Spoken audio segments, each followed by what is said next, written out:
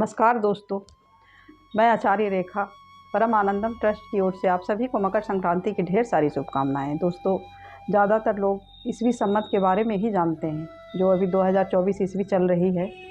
वैसे तो बहुत सारे संवत जैसे शक संवत, विक्रम संवत, हिजरी संवत आदि हैं।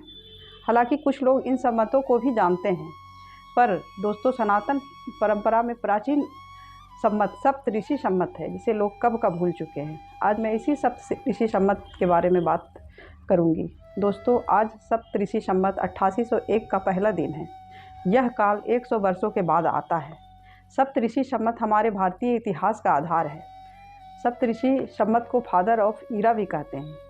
जितने भी ईरा हुए हैं अभी तक, उसका ये आधार है। युधिष्ठिर जब राज कर रहे थे तो महाभारत मघा नक्षत्र में सप्त ऋषि का काल था। ईसा पूर्व 6776 BC से सप्त ऋषि का प्रारंभ मानते हैं। 8800 वर्ष चल रहा था, यानी 8801 में हम प्रवेश कर चुके हैं, जो 100 वर्ष बाद आता है। सप्त ऋषि संवत भारत की प्राचीन संवत है, जो 376 ईसा पूर्व से प्रारंभ होता है। महाभारत काल तक इस संवत का प्रयोग हुआ था। बाद में धीरे धीरे यह भारतवर्ष में विस्मृत हो गया, लेकिन भारत के कुछ क्षेत्र में इसका प्रचलन चलता रहा। इसको बचाने का श्रेय कश्मीर और हिमाचल प्रदेश को जाता है। उल्लेखनीय है कि कश्मीर में सप्त ऋषि संवत को लौकिक संवत भी कहते हैं, और जम्मू एवं हिमाचल प्रदेश में शास्त्र संवत। ऐसी मान्यता है दोस्तों कि जब से सृष्टि प्रारंभ हुई है, तब से सप्त ऋषि संवत अस्तित्व में आया है। प्राचीन काल में भारत ही नहीं बल्कि विदेशों में भी सप्त ऋषि संवत का प्रयोग होता था। इसका प्रमाण हमारे प्राचीन ग्रंथों में भी है।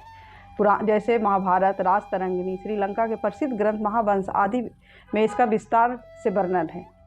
जैसा कि नाम से ही स्पष्ट है, इस संवत का नामकरण सप्त ऋषि तारों के नाम पर किया गया है। ब्रह्मांड में कुल 27 नक्षत्र हैं। सप्त ऋषि प्रत्येक नक्षत्र में 100 वर्ष ठहरते हैं। इस तरह 2700 साल तक सप्त ऋषि एक चक्र पूरा करते हैं।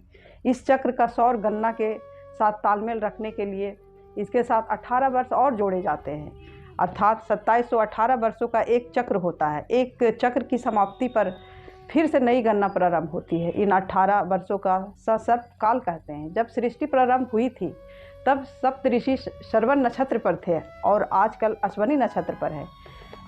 बस आज के लिए इतना ही। नमस्कार।